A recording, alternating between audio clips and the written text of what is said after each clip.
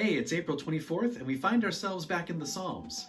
Going through the Bible chronologically gives us the advantage of going through other books in the Bible that were probably written during the events of the main book that we're currently studying. It is most likely that the Psalms we're looking at today were written during the time of King David. In Psalm 43, the psalmist cries out to God in the midst of persecution. He feels abandoned by God. He actually asks in verse 2, "Why have you rejected me?" Psalm 44 echoes the very same feeling of rejection due to persecution as well. Now, have you ever felt like God has abandoned you because of life circumstances? If you have, you're not alone. The psalmist knows how you feel. However, the psalmist also knows that God hasn't abandoned him because he goes on to ask God for direction and looks forward to praising God after God saves him from his enemies. In Psalm 44, the psalmist has heard of God's wonders in the past. And Psalm 87 specifically praises God for the things that he's done in Jerusalem. The psalmist acknowledges that victory only comes from God, not from ourselves.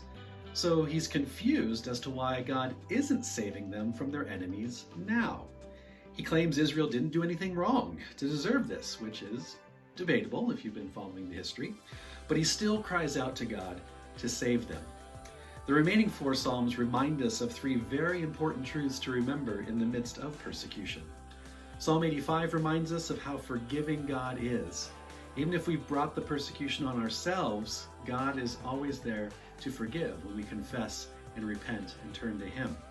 Psalm 49 reminds us that the arrogant, those who are persecuting us, can't save themselves, but God can and will. So in the midst of persecution, don't be tempted to be like the arrogant, the very same people who are persecuting you. James has a little bit to say about that as well.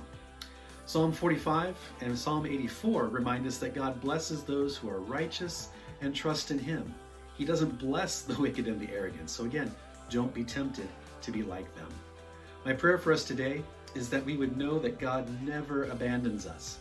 No matter what circumstances might make us feel, Jesus promised us in Matthew 28 that He is always with us, even to the end of the age.